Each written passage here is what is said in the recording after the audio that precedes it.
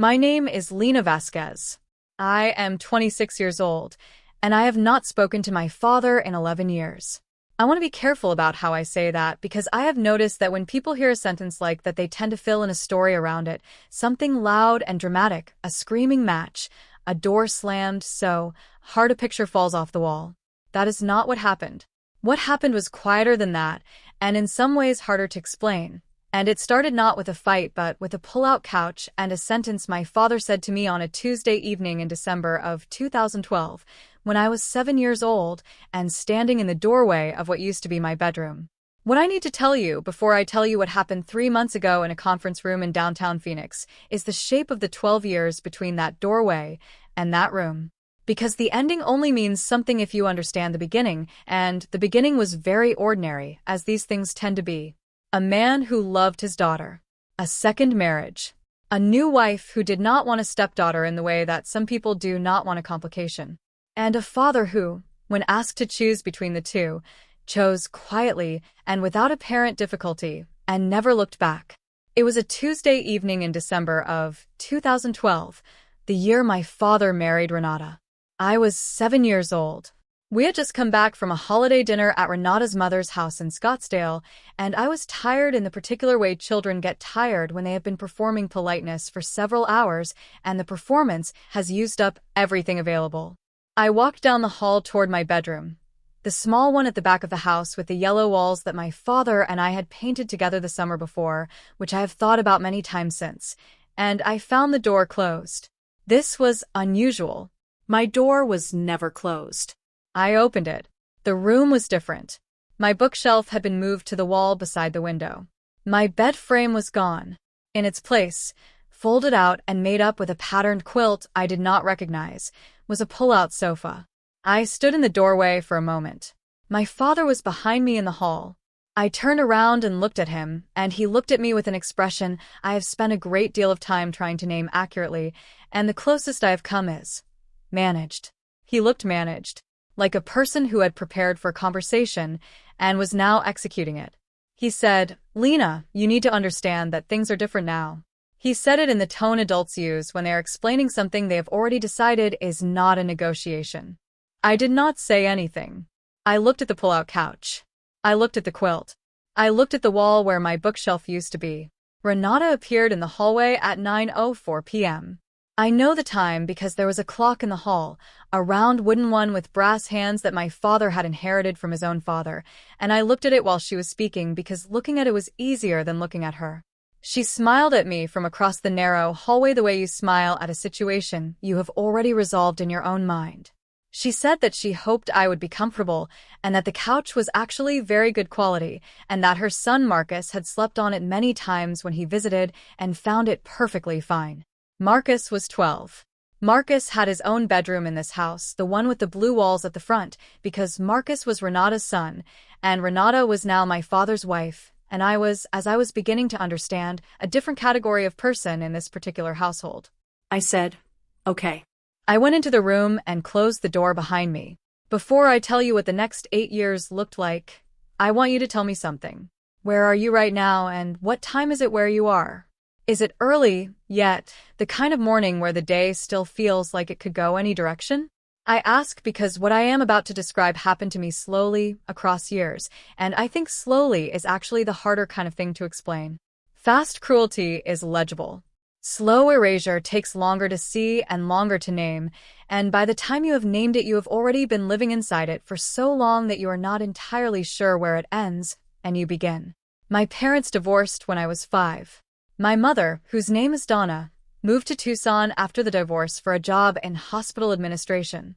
The arrangement was that I would spend the school year with my father in Phoenix, where he had a small electrical contracting business he had built from the ground up over 8 years, and summers and school breaks with my mother. This arrangement had worked reasonably well for 2 years.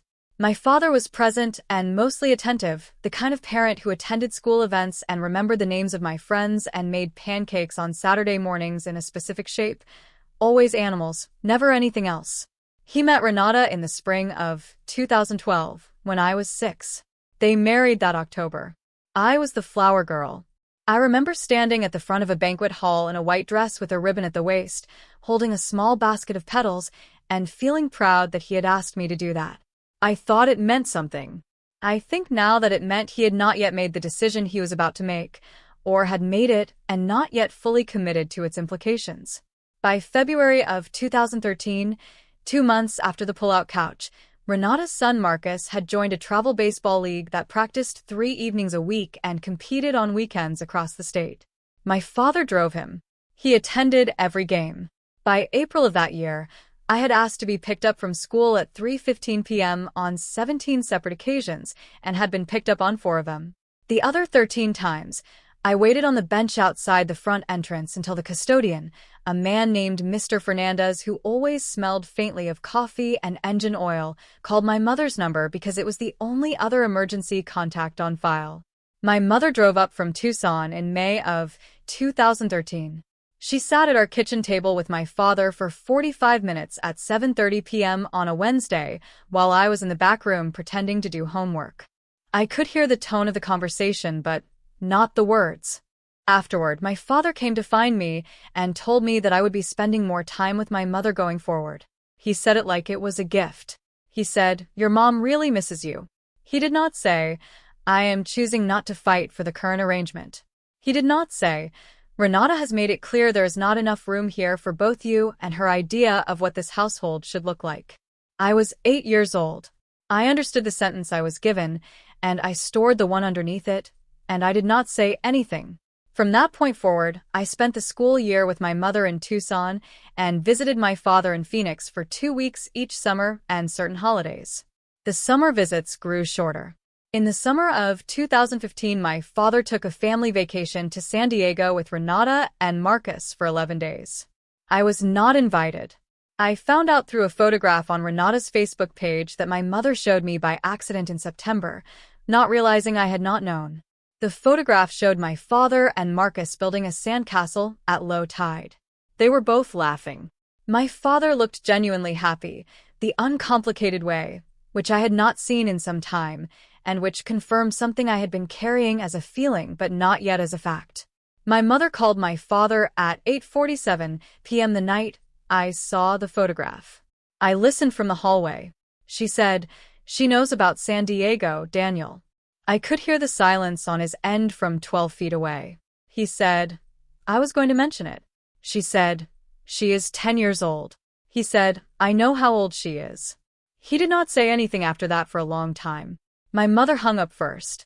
I went back to my room and sat on my actual bed, in my actual room, in my mother's house in Tucson where I had a bookshelf and a window and a door that was always mine, and I thought about the pull-out couch and the brass clock on the wall and the photograph of my father laughing on a beach he had not mentioned. My father called me the following Sunday at 11:15 a.m. He said, "I hear you had a good summer." I said, "Yeah." He said, "School's going well?" I said, "Yeah." We spoke for 9 minutes. He said goodbye first. I counted because I was the kind of child who counted things like that. In September of 2016, when I was 11, my father's business, Vasquez Electrical and Contracting, was awarded a commercial construction subcontract worth $347,000 for a new medical office complex in Chandler. My mother mentioned it because she had heard through a mutual friend and thought I might be interested, that my father was doing well. I said, "That's good." My mother looked at me for a moment and then changed the subject, which was the right thing to do. In October of 2018, 2 months before my 14th birthday, my father called to tell me he and Renata were expecting a baby. He said this in the careful tone of someone delivering information they believe may require management. I said, "Congratulations." He said, "I wanted you to hear it from me." I said, "Thank you." We spoke for 6 minutes. He said goodbye first. I visited Phoenix the following Easter, April of 2019, for 4 days. It was the last time I stayed in that house. The pull-out couch was still in the back room. It had a new cover on it. The baby, a boy they named Theo, was 4 months old and occupied the blue room that had previously belonged to Marcus, who had left for college the previous August. There was a framed family photograph on the mantel above the fireplace, my father and Renata and Marcus and Theo, taken at what appeared to be a professional portrait session, all in white shirts and khaki, standing in a dry desert wash with the afternoon light behind them. I was not in it. I stood in front of that photograph at 7:12 p.m. on Easter Sunday and looked at it for long enough that Renata came into the room and said, in the pleasant, efficient voice she used for managing uncomfortable things, "Would you like something to drink, Lena?" I said, "No, thank you." I picked up my jacket from the armchair and walked to the front door and told my father I thought I would head back to my mom's a day early, and he said, "Everything okay?" And I said, "Yeah, I'm just tired." He said, "Okay, drive safe." He did not ask twice. I drove back to Tucson at 7:31 p.m. with the windows down and the radio off, and by the time I crossed the county line, something in me had finally gone cold in a way it had been threatening to go cold for a very long time. Not angry cold. Not bitter cold. Just the specific coldness of a decision that has been forming for years and has finally stopped forming and simply is. I did not call my father after that visit. He called me twice in May of 2019 and once in August and once in December on my birthday and left a voicemail that said, "Hey, just wanted to say happy birthday. Hope things are going well." I saved it for about 3 weeks and then I deleted it. I was 15 years old. After that there was nothing. Not a fight. Not a formal goodbye. Just the quiet accumulation of unreturned calls until both sides stopped counting. I finished high school in Tucson in May of 2022. Third in my class, GPA 3.91. My mother was in the front row. My grandmother flew in from Albuquerque. My aunt brought flowers. My father sent a card with a $50 bill inside it. I put the $50 in my gas tank and kept the envelope because I keep things, which is a habit I come by honestly from my mother's side of the family. I enrolled at Arizona State University that fall with a scholarship that covered 60% of my tuition and a part-time job at a title company in Tempe that covered the rest. The job was processing real estate closing documents, organizing packages, running the copy machine, making sure deed transfers and mortgage payoffs were in the correct order before the signing appointments. It was not glamorous work, but it was precise work and I was good at it. And by the spring of my sophomore year, my supervisor, a woman named Gail Orozco, had suggested I look into getting my notary commission. She said, "You're detail-oriented and you don't make errors and you show up on time," which is more than I can say for most of the people I've trained. She helped me complete the application and paid the $47 filing fee herself, which I paid back to her over 4 subsequent paychecks. I received my Arizona notary commission in March of 2023. I was 19 years old. I framed the certificate not because I was sentimental about it, but because Gail told me clients found it reassuring to see it on the wall, and she was right. I graduated in May of 2024 with a degree in business administration and a concentration in real estate finance, GPA 3.83. I had by then been promoted to closing coordinator at the title company, a full-time position starting at $46,200 per year, and I had my own small caseload of residential and commercial closings. I was 21 years old. I was building something that belonged entirely to me, assembled from nothing my father had given me, and everything my mother and I had figured out together. I did not think about Daniel Vasquez. The file crossed my desk on a Thursday morning in January of 2025. I want to be specific about the way commercial closings work because the specific way it works is the reason the next part happened the way it did. When a business sale goes to closing, the title company assigned to the transaction prepares the full closing package, the asset purchase agreement, the bill of sale, the consent documents, any real property transfers, the wire instructions, and a closing coordinator, which was me, reviews the package for completeness and assigns a notary for the signing appointment. In smaller transactions, the coordinator and the notary are sometimes the same person. That Thursday morning, my colleague Priya Sandhu, who had been the assigned notary on the file, called in sick at 8:12 a.m., 45 minutes before the appointment was scheduled to begin. My supervisor that year was a man named Doug Herrera, who managed our commercial division. He appeared at my desk at 8:19 a.m. and asked if I was available to cover. I said yes. He handed me the file. I flipped to the cover page and scanned the transaction summary the way I always do: seller name, buyer name, entity type, property address, sale price. The seller's name on the cover page was Vasquez Electrical and Contracting LLC. The sole member listed was Daniel R. Vasquez.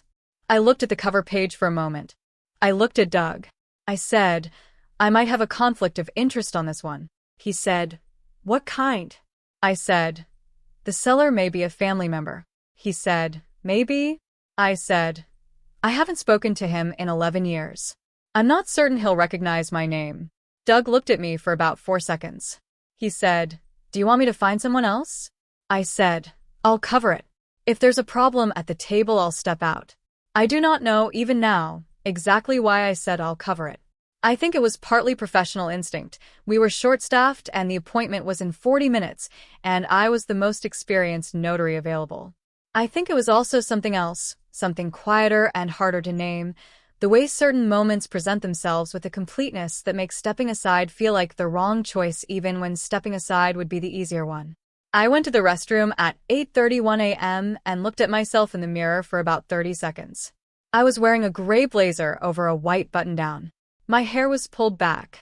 I looked like a professional in her mid-20s at the start of a routine work day, which was precisely what I was. Something inside me finally hardened instead of bending. Not rage. I want to be clear about that because rage would have made what followed into a scene, and it was not a scene. It was a decision. I decided in 30 seconds in a work bathroom that I would do my job correctly and that whatever happened at that table would happen because it needed to and not because I had engineered it. I walked back to my desk. I picked up the file. I went to the conference room. The buyer's team arrived first at 8:58 a.m. A representative from the acquiring company and their attorney, a woman named Christine Aldridge from the firm of Aldridge and Soto, who shook my hand and set a portfolio on the table and asked if the wire instructions had been confirmed. I said yes, confirmed at 8:45 a.m. by our escrow officer, Marisol Reyes. Christine made a note in her portfolio. My father arrived at 9:06 a.m. He was 51 years old. He was wearing a sport coat over a collared shirt, no tie, the particular outfit of a man who wants to appear professional without appearing to have tried too hard. He was heavier than I remembered, and his hair had gone mostly gray at the temples, and he walked into the conference room the way a person walks into a room when they expect to be the most important person in it, which he was, it being his business sale, which was not an unreasonable expectation. He sat down across the table from Christine Aldridge. He picked up the preliminary summary Doug had printed for him and began scanning it. I was standing at the credenza along the side wall, organizing the signing package into execution order. My back was partly to the room. Renata was not with him. I had wondered, in the 40 minutes since I had seen his name on the cover page, whether she would be. She was not. I brought the first document to the table at 9:11 a.m. and set it in front of him. I said, in the voice I use for all closing appointments, even and professional, Mr. Vasquez, I'll need to confirm your identification before we begin. He reached into his jacket pocket for his wallet without looking up from the summary. He pulled out his driver's license and held it out toward me. I took it. I looked at it. I set it back on the table in front of him. He looked up. He looked at me the way a person looks at something they cannot immediately locate in their memory. Not recognition exactly, but the beginning of it, the slight rearrangement of the face that happens when the brain is working on something it knows it should know. His eyes moved from my face to the name badge on my blazer. Lena Vasquez. He read it twice. I watched him read it twice. The room went completely quiet. Christine Aldridge looked up from her portfolio. The buyer's representative looked up from his phone. Doug, who had appeared in the doorway at 9:09 a.m. to quietly confirm the appointment was proceeding normally, went still in the frame of the door. My father said, Lena. He said it very quietly, the way you say a word when you are testing whether the word is real. I said, good morning, Mr. Vasquez. I'll need your initials on the top right corner of each page. I set the first document in front of him and placed the pen beside it. He did not pick up the pen for a moment. He looked at me with an expression I recognized in the architecture of it, even after 11 years, even across a conference table in a professional context in downtown Phoenix on a January morning in 2025. It was the expression of a person who has been handed a consequence they had not anticipated and are still calculating what it means. I waited. He picked up the pen. He initialed the first page. We worked through the entire package in 51 minutes. I announced each document in the standard sequence. I confirmed each signature. I notarized the instruments requiring notarization. I did not deviate from the procedure. My hands were entirely steady. The only moment that departed from the standard sequence was at 10:03 a.m. when my father set down his pen after executing the bill of sale and looked at me across the table and said, quietly enough that only I could hear it, "Lena, I would really like to talk to you." And I said, in the same even professional voice, "We can discuss anything you'd like after we complete the package, Mr. Vasquez." He picked up the pen. We completed the package at 10:09 a.m. Christine Aldridge confirmed the wire transfer instructions with Marisol Reyes by phone at 10:11 a.m. The buyer's representative shook hands with my father. Christine packed her portfolio. At 10:14 a.m. the room was empty except for my father and me. He stood on one side of the conference table. I stood on the other, gathering the executed documents into the file folder. He said, "I didn't know you were working here." I said, "I've been here 3 years." He said, "Your mother never mentioned." And then he stopped because he seemed to realize mid-sentence that my mother not mentioning things to him was not a fact that worked in his favor. He said, "I know I wasn't," and he stopped again. He stood there for a moment. He was a man who had spent his professional life in rooms where he was the one who knew the most about what needed to happen next, and he did not know what needed to happen next.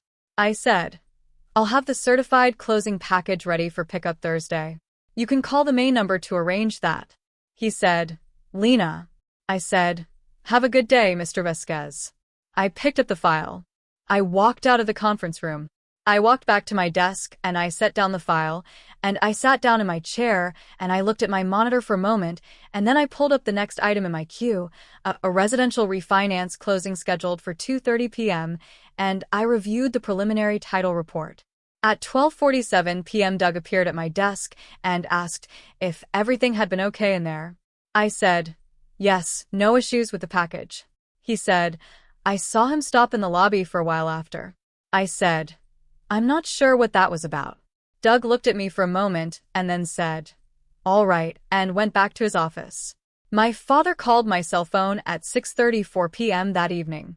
I was in my car in the parking garage, about to start the engine. I looked at the number. I had never deleted it, and I let it ring 4 times and then I sent it to voicemail. He called again at 7:02 p.m. Voicemail. He called a third time at 8:19 p.m. and left a message that was 3 minutes and 41 seconds long. I listened to it while sitting on my couch with a bowl of pasta getting cold beside me. His voice in the voicemail was different from his voice in the conference room. In the conference room, he had been managing something. In the voicemail, he was not managing anything. He said he had been thinking about a lot of things for a long time and had not known how to begin. He said he knew he had not been what he should have been when I was growing up and that he understood if I didn't want to hear that from him. He said Renata, and he had divorced in November of 2022. He said Theo was 6 and lived with him half the time and was a good kid. He said, "I have thought about you a great deal more than you probably know." And then there was a long pause and he said, "I would like the chance to explain some things if you're willing." He called 6 more times over the following 2 weeks. Twice in the first week, 4 times in the second. I did not return any of them. On February 11th, 2025, I received a letter, delivered to the title company's main address, from an attorney named Robert Collis at the firm of Collis and Webb in Tempe. The letter was not threatening. It was, in fact, quite gentle. It said that my father wished to make contact and had engaged Mr. Collis to facilitate communication if I was open to it, and that there was no legal pressure attached to the inquiry, only a sincere request. It included Mr. Collis's direct phone number and email address. I read the letter twice. I appreciated, in a detached way, that the approach was measured and that he had not sent Renata this time. I filed it in a folder in my desk drawer. I have not responded to it. I do not know what I will do with that folder. I am 26 years old, and I have an entire life in front of me, and I am not in a hurry to make a decision about it. What I know is this. I spent 19 years waiting for a different version of that conference room scene, A version in which my father walked in and already knew who I was and had already done the work of accounting for the distance between us. That version did not happen. What happened instead was that he sat down at a table and didn't recognize my name. That tells me what I need to know about the shape of the gap, and I am no longer willing to be the person who crosses it alone. Patience, I have come to understand, is not the same thing as waiting. Patience is continuing to build your life with full attention while the world rearranges itself around you. The rearranging is not your job. The building is. I walked back to my desk that January morning and pulled up my next file and did my job. I went home that evening and made dinner. I watched something on my laptop and went to bed at 11:22 p.m. and was asleep by 11:40. The day I sat across a conference table from my father was, in all the ways that mattered, an ordinary Thursday. That is the ending. Not a door slammed. Not a speech delivered. Just a pen set down. A file picked up. A life that had been built without him, continuing to be built without him, in the same quiet way it always had been. There is something worth understanding about notary commissions and the professional standards that govern them in Arizona and most other states. A notary public is not permitted to notarize a document in which they have a direct financial interest, but a family relationship alone, particularly an estranged one involving no financial stake in the transaction, does not automatically constitute a disqualifying conflict of interest. Disclosure to a supervisor is best practice, which Lena did. If you are ever in a professional situation where a personal relationship intersects with a document or a legal process, consulting your state's notary handbook or a licensed attorney about your specific obligations is always the right first step. This channel does not provide legal advice. All stories are shared for entertainment and reflection only. If you were in Lena's place, sitting across that conference table with your father's entire retirement sale waiting on your signature, would you have done what she did and completed the closing professionally, without a word? Or would you have stood up and walked out and let someone else handle the file?